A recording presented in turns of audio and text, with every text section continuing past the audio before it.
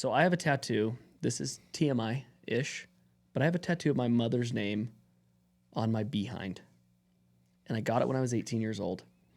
And I had to go through 4 tattoo artists to get it because they don't tattoo women's names.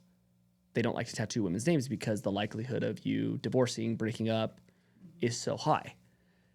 And none of them believed that it was my mom.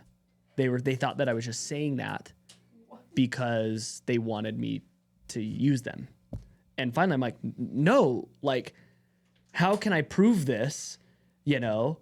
And one guy just like the guy at the like last parlor that I was at, he was like, no, I'm not doing it. He's like, the fact that it's a woman's name and it's your butt and I have to touch your butt, I'm not interested in doing it.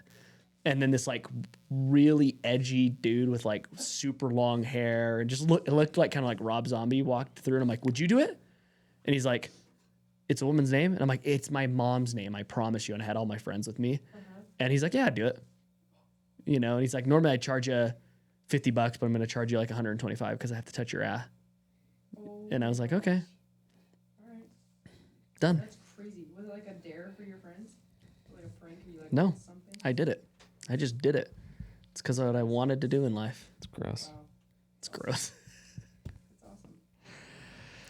You know what, though? You let another man touch your butt. Once a year, I get a random text message from somebody that I haven't heard from or talked to in years saying, I heard something about you today. And I know instantaneously exactly what it is. And then I'll say, who is this? And they're like, oh, this is Chris from high school 15 years ago. That's so funny. Like just It happens once a year like clockwork. oh, Just someone will find out. it's Yep. funny that your butt would come up in that many Yeah. conversations.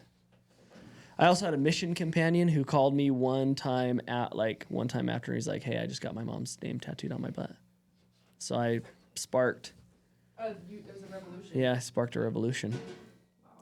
And my mom loves it. So Like it's one of those like secret hates, love hates. I showed it to her and she started like crying because she just felt so special. Oh, really? She like liked it? She was like, I hate that you did that, but that just makes me feel so special that you would do something like that for me. So, yo, what's going on, everybody? Welcome to the Unstoppable Marketer podcast. With me, as always, is my lovely, trusting co-host, Mark Goldhart. Trusting. Yeah, I trust you.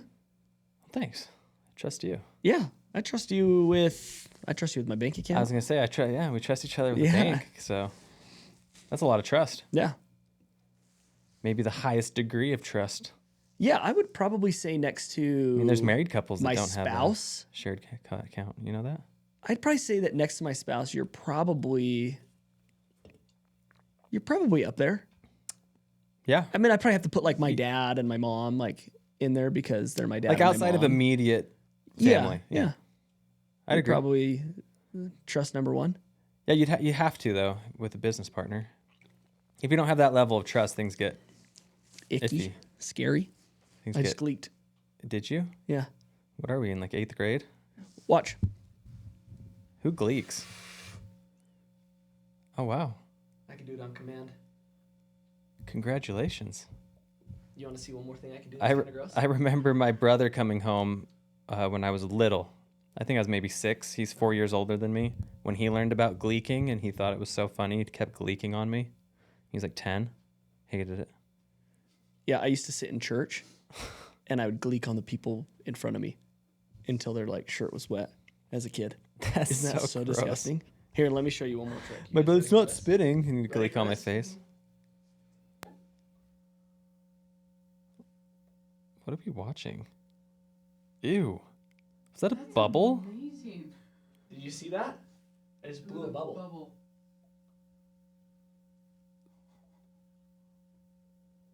Oh, right, that's gross. But the first time it worked. Yeah. But like when your when your saliva is a certain texture, like I can get that like I can get that thing to blow 2-3 feet. Why? I learned how to do it in high school. Why? I don't know. I'm really talented You have to have a certain with my kind mouth. You have to have a certain kind of saliva. Yeah, it's got to be like a little bit more of that, like, You need a certain pH level or what? yeah, like it. You know when your saliva gets a little stickier, like maybe when you're a little more parched. Like you're not so parched that your mouth is dry. Okay, so you're not so far to cotton mouth. No, yeah. You're like, it's not like you just ran a marathon and haven't drank. Okay, It's like you're just you just woke up. You know, like Okay, yeah, that's the. yeah, and kind of I guess Consistency how I you am need. right now because I did it. I was gonna say you just did Yeah, I it. did it. So Wow, that's very impressive. yeah, I'm very impressive. Hey, well done. Thank you. How are you? Good. Tired. We have a baby, and she's teething. So, Ouch. How old is she now? man, little Anna is turning 1 year old in a month and a half. That's so crazy. Oh yeah, because you had her. She's similar, April 27th. Similar time Yeah. Nick had his. That's right. Yeah, his was like mid-May, I think. Yeah. His So daughter. April 27th, Nice. Anna will be 1, That's exciting.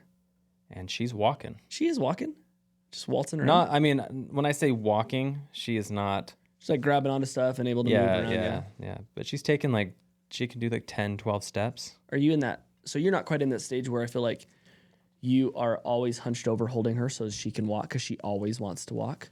Were your boys like that? Ever? Yeah, they were, but we kind of. Maybe this is messed up. I just kind of didn't. Oblige. If I was sitting on the ground with them, Yeah. I would oblige. But after that, it was like, you just got to learn how to do it, man. I did that with all my kids, and that was like the worst stage. It's only like a couple weeks, but I just felt like my back Yeah, you're was always always so sore because you're hunched over, just like holding their little hand. It's like, okay, I'll help Yeah. you along. Yeah. I bet my wife's better at it than me, though. Maybe she does that. She probably is, I would assume. Yeah. She seems like I'm just she like, is a great, you gotta gal. learn how to walk if you're gonna walk. Yeah. I like that. You just gotta go for it. Fall down, get up. So have you seen I'm just flipping subjects here. Have you heard there's this girl who's gone completely viral on TikTok? Abby, you've probably heard of this. I don't think Mark has because Mark is just not as actively on TikTok as Do I want to hear about this? yeah. I don't think it's like It's like a lose faith in humanity. no. I mean, Lose faith in a generation. no. So there's this girl. Her name is Risa Tisa. And she is telling stories. She's captivated like the world right now. She is telling stories about how her ex-husband, was a pathological liar and how she didn't know. And she's like telling these. Have you seen this girl? Oh, so she's recounting. Yeah. So look, watch this. Hindsight 2020. This is how you know someone's a pathological liar. Is that Yeah. what she's doing? Okay, so things that my pathologically lying ex-husband lied about. Backstory. I'm gonna try to get as much of this as I can into this video, because I hate when people say follow for part 2. But I'm gonna try. All right, backstory number 1. We met in March of 2020. So anyway, she gives like the details of her marriage and then starts talking about these things that she had no idea, from phones he had. But like her videos are this first video is 9 minutes and 50 seconds. 10-minute video. Yeah. And look how many likes it has. It has 878,000 likes. That's not views. That's likes. 30,000 comments, 90,000 shares, 100,000+ saves. So her videos, like that video alone got 13 million views, but her videos are getting 13 million, 5 million, 7 million, 14.5 million. Like her video, there's no video of her talking about the things that her husband did that is less than a minute. They're all like 10 minutes and they all have over 1 million views and some upwards, like I said, to 14 million. Like average or like these My ones. goodness, as how I'm many getting further, stories does she have? But I mean, a lot, dude. But this is how she blew up. She just blew up starting to talk about her husband. This one has 39.6 million views. So she just captivated the audience. And the reason why I'm bringing this up is you and me talk about this all the time. What is she like? What are these stories? So she's just talking about like burner accounts. Yeah, like phone account, different things. I mean, I have not watched all of her stuff. The purpose of me bringing this woman up is it's shout out to Risa Tisa. Risa Tisa. At Risa Tisa. Sounds like a saint of a woman with a douchebag ex-husband. Well, I'm glad she's not with him anymore. Yeah. So the reason why I bring Risa Tisa up is it just goes back to what you and me have taught. We chat about this all the time, which is the content that consumers want to consume is stories. They're stories. Like, she's captivated millions upon millions upon millions of people. Like like I said, one of those videos was like 37 million or something like that. In just telling stories about what her ex-husband did. So these people have no affiliation with her. Right? No, I mean, no one knows who this woman is. She's a nobody. She's now a somebody. But it's because she's just telling stories. And I still just don't quite understand why brands can't commit to this. Why are we still so stuck in creating content around my joggers, a jogger pant, and shoes or a hat? Well, Dune 2 came out. Uh-huh. And it's setting records. Yeah. Oh, yeah. I mean, it's not literally setting records, but, it's the biggest movie since, like, the Barbenheimer craze. Yeah. And I think a big theme online is, people actually do have an appetite for long movies. I mean, it's 2 hours, 45 minutes. Have you seen it? I haven't. Have you? I have. You ain't got was it awesome? I've heard it's like one of the best movies ever made. My hot take is no. Okay. It's great. I don't think that's a hot take because you're saying it's still good. It's great. Yeah. But like when people say it's the greatest movie ever, I'm like, maybe. I don't know. I'll go see it again. Did you see Oppenheimer? I haven't yet. Okay. I haven't yet. But in defense of people's hot takes about it being great, I was sitting next to somebody and I could hear them breathe. Like a loud mouth. The whole time, yeah. I almost lost my mind. I almost got up and just like moved, but this was the one movie time that my wife wanted to go to and she could make, so I wasn't going to ruin it for her and like be like, hey, I can hear this guy breathing next to me. You asked your wife to switch you? Like we've got to go to a different spot in this theater. I'm going to lose my mind. Because every quiet scene, it was like... It's like, oh, man. Ugh. But anyways. Good. That might have ruined my experience slightly. But yeah, it was great. Yeah, we haven't seen it. It's a long movie. People are loving it. People are absolutely loving it. You know? I mean, apparently people are going and seeing it like 3 times in a week. That's what I've heard, yeah. So... Because I can't tell, like, there's a huge movement of people talking about it on TikTok. And I can't tell if if this is like kind of somewhat of a paid-ish movement or if it's very organic. No, I think it's organic because, again, going back to storytelling, I don't know how to say his name. I know it's Denis Villeneuve. Is it Nueva or Nueve? I don't know because I think he's Portuguese. I'm not the right guy to ask that question to. Villeneuve or something. Sorry, I'm butchering his name. But if you've seen any of his movies, literally you can go back. This guy does not miss. I mean, because we talked about Nolan being a great director. Well, this guy also is just he's so phenomenal at what he does. Not only because he tells stories so visually and emotionally, and there's a lot. He talks about how he wants to make a movie with no dialogue, but you don't realize there's no dialogue because you're so absorbed into the actual story. Yeah. But dude, this guy doesn't miss. Like he did Arrival. Did you ever see Arrival? No, space movies. You never saw Arrival. I didn't. Okay, it's It's a phenomenal movie. You have to see it. I hate. Did you not see Blade Runner 2049? I don't think so. Arrival isn't in space. Oh, it's No, not. no. Arrival is on Earth. But does it have to do with? Yes. Okay. Yeah. But it's not spacey. Okay. Funny story. When we went to see that with I took my wife at the time. I said we're gonna go see an At the time, At the she's time. not your wife anymore. At the time. No.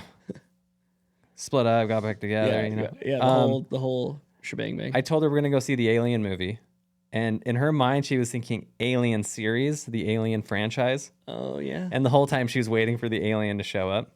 She's like, "This does not feel like an Alien movie," and it didn't click till you actually see the aliens. But anyways, Okay. I always find Then that I would funny maybe that see she it. thought we went to go see the Alien movie. Yeah, there's just something weird about space movies that just give me like anxiety. Like a lot of people like Interstellar, and that movie just. You don't like Interstellar?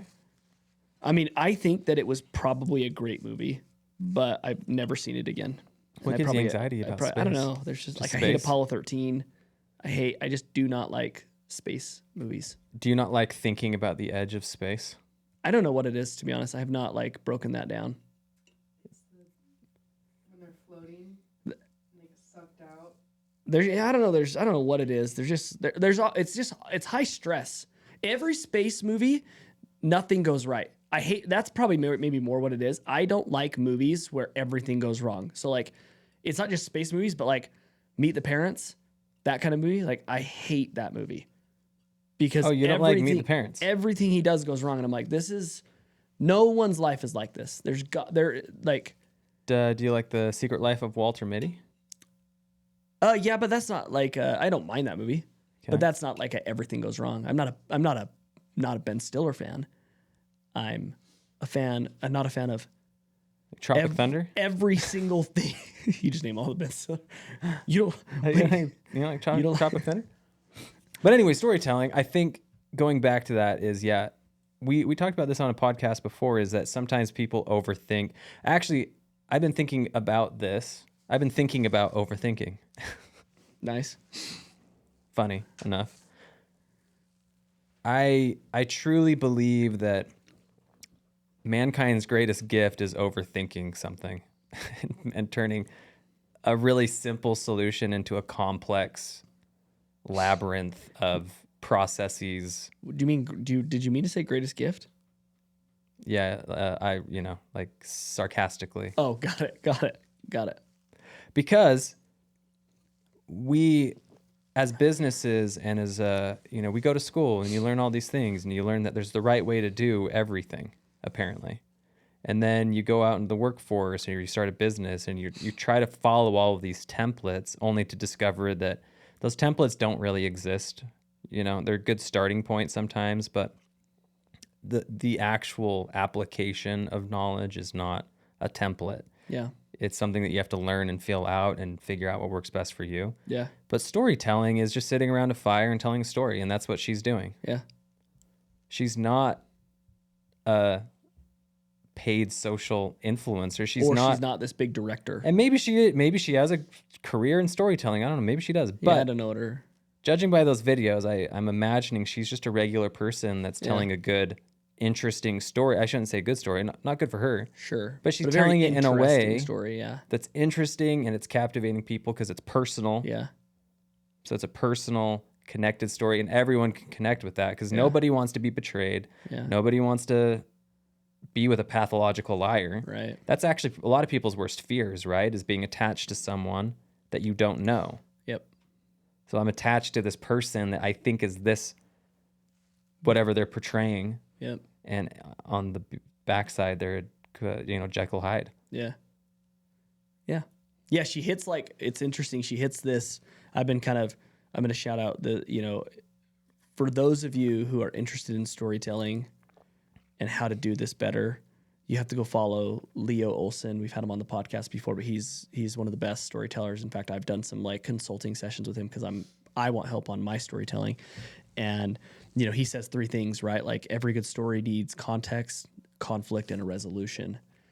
And what's interesting about this girl is she's given the context the very beginning, hey, I was married to this guy for X amount of time, da da da da da. You understand what the resolution is already because it's her ex.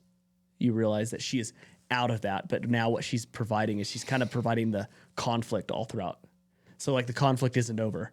So we understand context, we understand the resolution, but we're like getting this conflict dialogue, you know, in every single one of these things. And I think that's kind of interesting how she's kind of like, well, she's also just tapping into the basic human nature of gossip.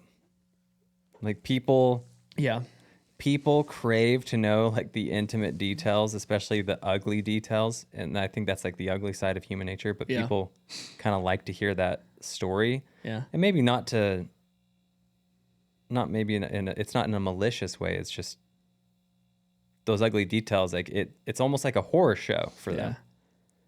That's the way I think people view that kind of chisme, that kind of gossip. It's, I want to hear more because that's terrifying. Right. And I don't want it to happen to me. Yeah. Yeah, it's kind of like that, like true crimey Yep. urge feeling. Oh, totally is, right? Because I mean, if you're living with a pathological liar, I mean that's kind of a psycho. This podcast episode is brought to you by Bestie. Bestie is the first ever AI-powered post-purchase survey platform. Bestie is revolutionizing the way you understand your customers. Are you uncertain about what motivates your customers to choose your products? Unsure how customers are discovering your brand or which marketing channels are most effective in driving sales to your website? Or do you know how long it takes your customers to make a purchase decision? Look no further because Bestie is the ultimate solution for you. With Bestie's cutting-edge AI feature, you can effortlessly create comprehensive surveys in just a matter of seconds without the need for any of your valuable time. And that is not all. Bestie's automated insights will regularly provide you with actionable information week over week, giving you the tools to drive your business forward. Now with the holiday season in full swing, there is no better time to start gathering valuable customer data. Bestie is offering an exclusive 30% discount for Q4 alongside a 14-day free trial. Do not miss out on this opportunity to supercharge your business and truly get to know your customers. As e-commerce owners and agency owners ourselves, we use Bestie every single day to help us make better decisions on how we communicate, acquire, and grow our customers. Visit Bestie AI or check out apps.shopify.com/bestie today to secure your Q4 pricing. Don't wait. Start making data-driven decisions with Bestie today. Yeah, I don't even know if I should say this, but like I had a roommate that was a pathological liar. Just lie about everything. And it was one of the craziest times of my life. And I say that, I mean, there's zero exaggeration. Yeah. I mean, zero. The guy's in jail now. Oh, is he? He's in prison now. I won't get into why, but shout out. yeah, shout out. But I mean, I'm telling you, crazy, dude. Pathological liars are. It's nuts. It is nuts to watch it unravel. So yeah, so I think that's part of it. But again, you know, she just has a unique story, and so I think what people need to remember is like you don't have to have everything perfect. Like she's just talking on a phone. Yeah. Yeah, I think people just want to hear good stories. Yeah, there's two lessons, right? Lesson number one is you're right. You don't have to be great at editing. You don't have to have the cameras. You don't have to have the microphones. So I think there's one thing there. But I think the other thing is also like this girl does have a really good story, and I think a lot of people fear that they don't have a good story. When what you have to remember is it's fake it till you make it, baby. Just lie. Just lie. What you have to remember is it's not necessarily about the story. I mean, that's kind of what novels are, right? It's just a big lie. They just made it up. It's not necessarily about. Are authors liars? Is a lie still a lie if you tell people it's a lie? I don't know. What do you think? I don't know. It's a good question. That's a good question. Is fiction a lie? I don't know the right answer. I mean, my gut answer is no. When you're telling somebody, hey, this is not the truth, right? Like if I were to be like, hey, I made this up. Hey, my name's Trevor. I'm actually lying. It's not. It's not. Yeah. Does that make me a liar? I don't know. I don't think so. I have no idea. But anyways, the point I'm trying to make is what we have to remember is it's not lie necessarily about your story if it's not intriguing. Yeah, just lie. No, what I'm trying to say here is don't interrupt me. It's not about the story.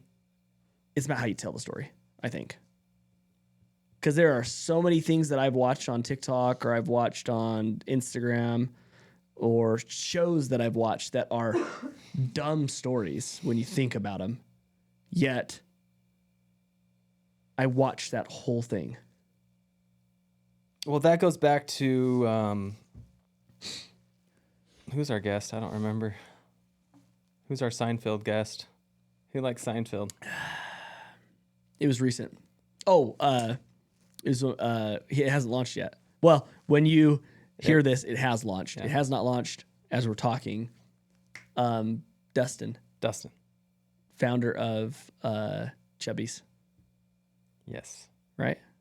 Yes. So Seinfeld. Seinfeld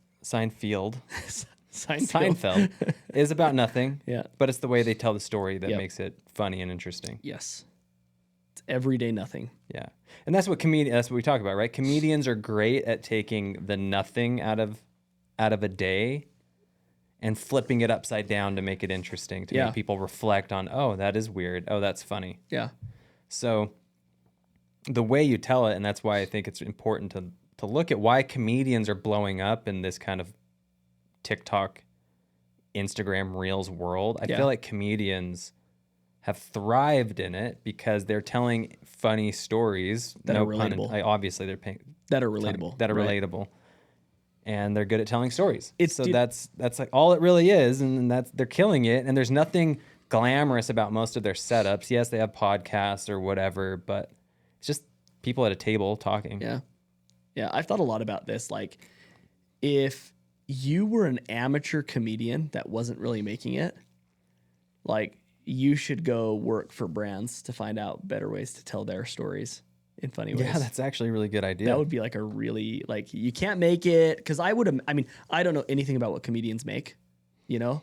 I know Kevin Hart is one of the highest paid comedians out there. Comedians, it is a rough That's what I've road heard. until you make it. Exactly. Like, well, because Matt Rife, right? Matt Rife think he talks came about out and that. said, like, I think. By the way, what happened with him? I mean, he's not. I mean, I think he's still. Is he still as big as he was? No. Has he lost? I mean, I don't see him. I don't ever. either, but I don't know why. I don't see him ever anymore on social media, at least the way. I think he's still big, but I think he's definitely peaked probably. And he's not Plateaued? continuing- He's come yeah, down I a don't know little? if he's coming down, but I don't know if he's going. I don't think he's going up anymore. I also just think the nature of social media, you're going to see people come Yeah. shoot up fast and then Right now, the comedian that's on like the biggest rise, there's two dudes. It's Nate Bargatze, who is amazing. well, he's not even on the rise. He's just at the peak. I think he's still rising, dude. Is he? Yeah, like they're I putting think out he's more at his- shows of him. Really? I think. Yeah, Okay. yeah. But he's huge. And then the dude that got fired from SNL, and then they just Shane Gillis. Is it Mick or Gillis? It's just Gillis. Yeah, I think those two are the ones on the rise. But anyways, back to, I've heard comedians that, like, that's a rough route. Like, because I think what Matt Rife was saying is like he was like, I was making like $25,000 a year doing this until I was making $1 million plus. Like that was the jump. It was like such a small amount And then it's huge. to this massive amount. So like you could go make as a storyteller. 80, 90K a year? I mean, maybe more. and I think brands should be paying, if you can do it right, I think brands should be paying people a lot more for that. Because if you can drive organic traffic, Yeah, it just depends on the performance, right? dude, there's actually a LinkedIn post that I want to read from somebody that I posted on, and this was not part of this. In fact, this whole topic was not the main thing that Mark and I were planning on talking about, but this is where we're going. So there's this dude. We actually had him on the podcast. Did we? Yeah, his name's Kobe Bauer, who one of the co-founders at Thread Wallets. Yes, sir. So we had him and Mackenzie on the podcast a while back. But he posted something here.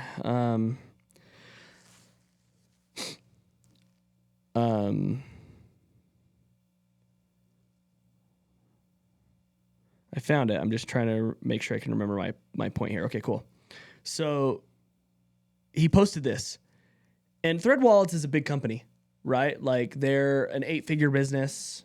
They've been crushing it.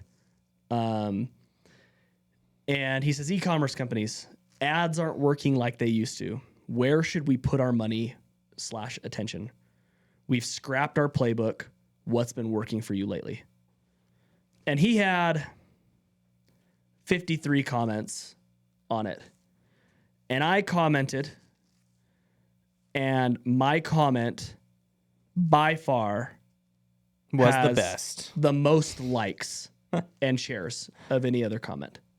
Okay. And this is essentially what I say. Dude, I know this is a super overplayed response, but I think the answer lies within the organic content game. Obviously, there's other things too. We've been seeing this a lot with our clients, and I have been diving deep into the content creation rabbit hole.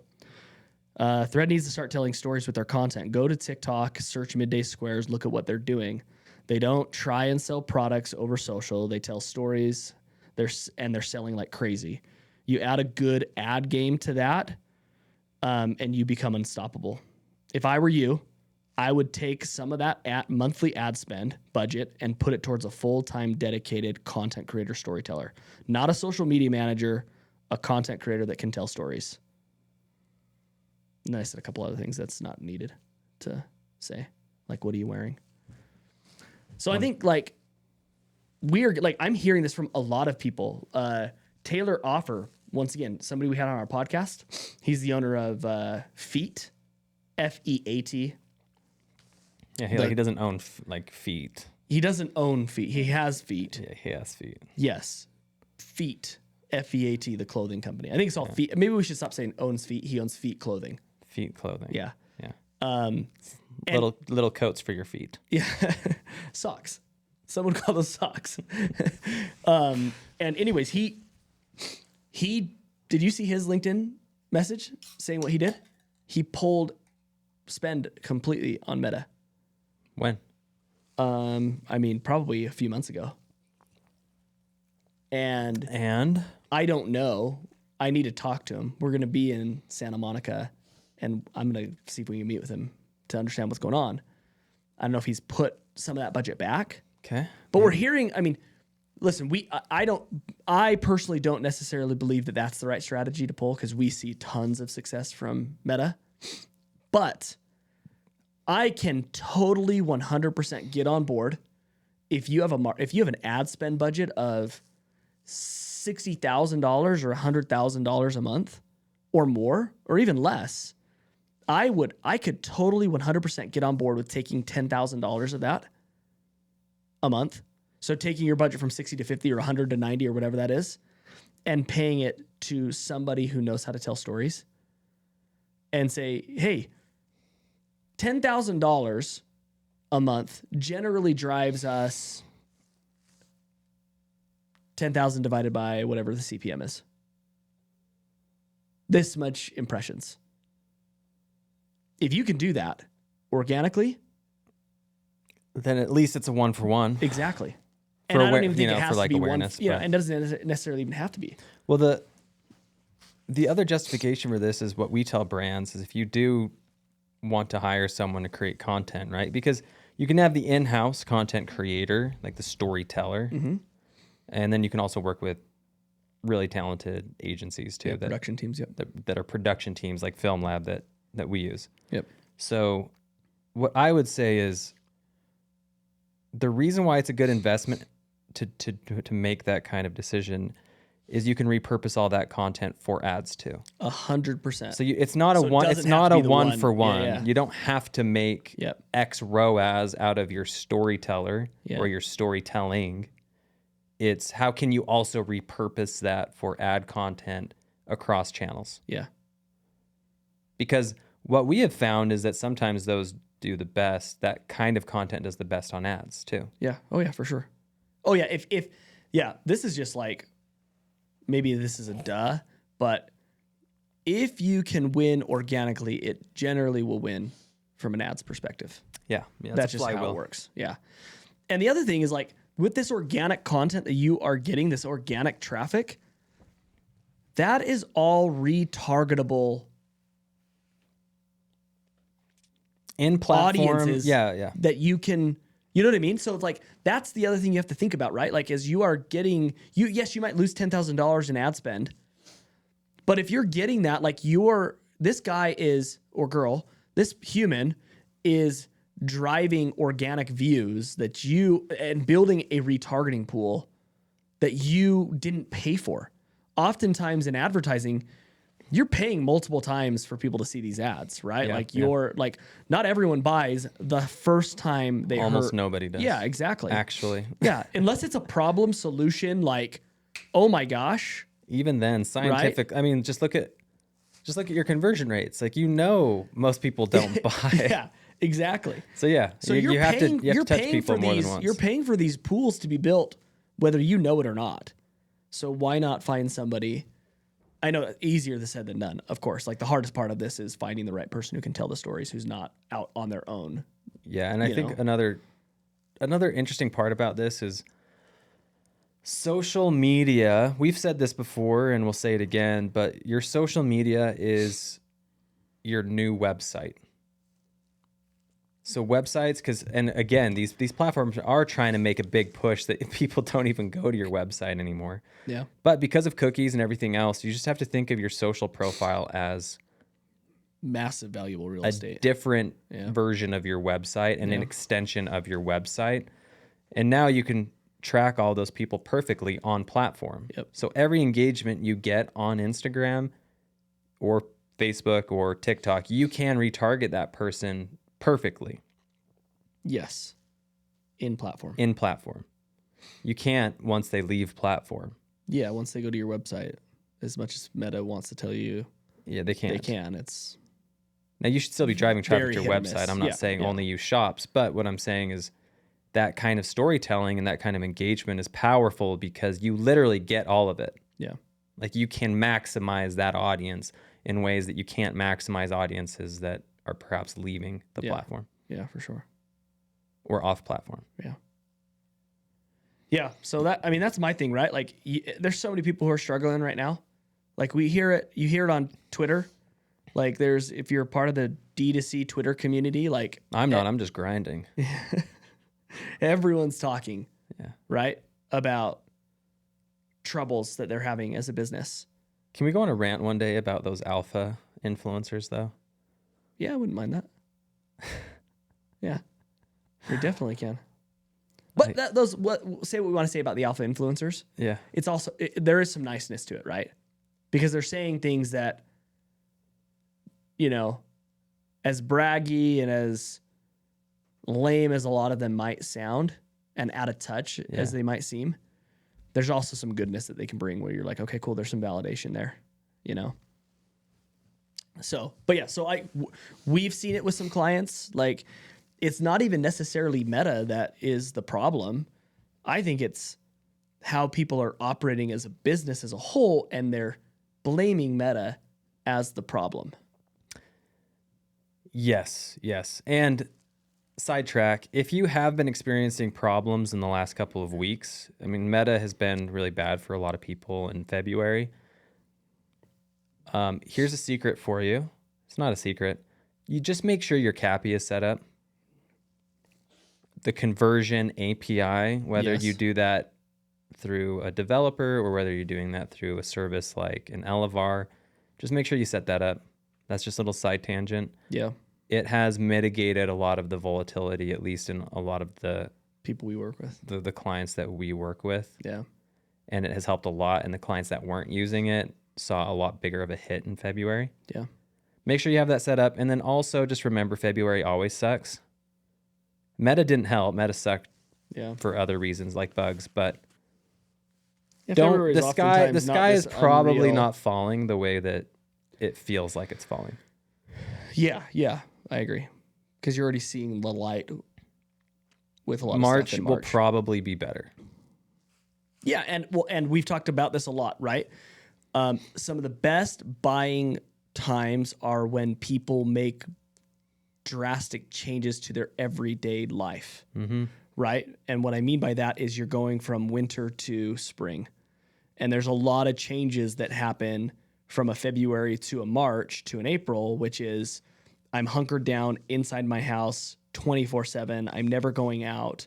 I'm constantly in sweatpants, you know, to I'm out going on walks more often. I'm a little bit more active, you know, maybe I am putting on clothes and getting ready a little bit more, right? It's just a life change. And that doesn't necessarily mean that apparel Seasonal companies, depression is lifting. yeah, it doesn't mean that apparel companies are the only ones that benefit from this.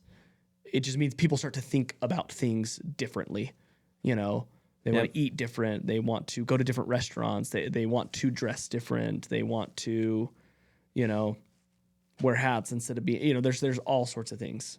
So They're ready to reinvent themselves. yeah, so that's why March tends to be better than February for a lot of people. Yeah, it just historically it is. So Yep. the sky's not falling, but storytelling, yeah, don't overthink it. This was a great discussion, and this was not the intent of today's discussion. Yeah, I just really want to know, you know, is it a lie if I'm telling you it's a lie? Novels are just one big lie. We just get absorbed into one big lie. All these fake stories out there. But we know it's a they're lie. lying. Not always. The Blair Witch Project. Most people did not know that was a lie. That's not a novel, it's a movie. What do you mean? They didn't come out and say this is a true story. No, but like the whole thing about it is like you thought they made it look like it was real. And people thought it was like a real. Yeah, that was the first kind of like. Yeah. I do remember that. But I was like in 6th grade, Yeah. I think, when that came out. Yeah, we were too little and dumb to know that it was fake. But I remember thinking, It's like, that's real. yeah. I mean, I didn't see it when I was in 6th grade, but very scary show. So the moral of the story is if you don't have a good story, make one up. Number one. That's what most authors do. They don't have Yeah. really good life stories. They just make up great stories. Yeah. There you go. Unless you're Ernest Hemingway. He has a really interesting life story. And just maybe put an asterisk, say this may not be true. And J.R.R. Tolkien, he once said what makes a great story is one thing. Have you heard this quote from him? It's really interesting. He says, what makes good stories, it all revolves around death. And I've thought about that for a while, and I went, why is that? It's like, it's because humans are the only creatures that contemplate death, and everyone does to some degree or another. It's like this looming thing on the horizon. Everyone, like, back of everyone's mind. Because everyone dies, so everything you do revolves around you avoiding it or confronting it. Interesting. And I thought, that's really insightful from that old man. Yeah. Right? Everything you do is about how you live your life before you die. Yeah. Or how you confront death or how you avoid death. Mm-hmm. Interesting. And I've been thinking a lot about that. Like your legacy. Why do people care about legacy or what they accomplish? Are you asking me that question? Yeah. Oh. To have something before you die for people to be able to look to Yeah, and remember you and by. remember you by. Yeah. And I'm wondering, this has no way, like I'm not saying this has any application for you businesses out there. Create content, But go look it around up. death. Yeah, go look up. It's just interesting to think about, like, this is a man who told a story that resonated, a big lie of a story, but a story nonetheless, that resonated with hundreds of millions of people.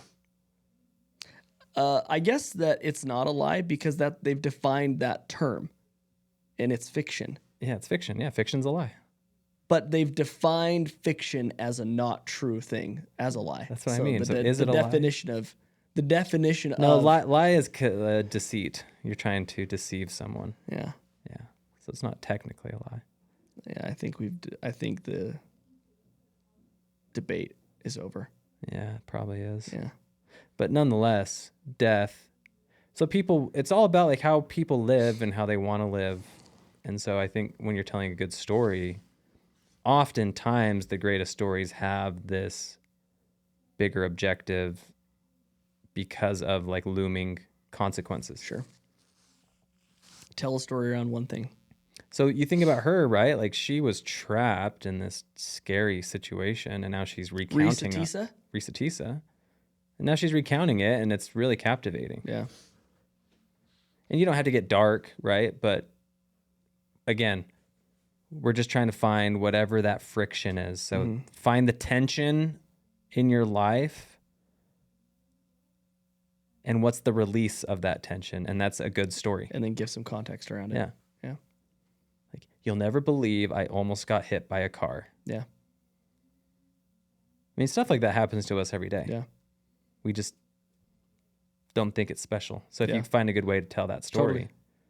And we all know that person in your friend group, the person that would tell great stories.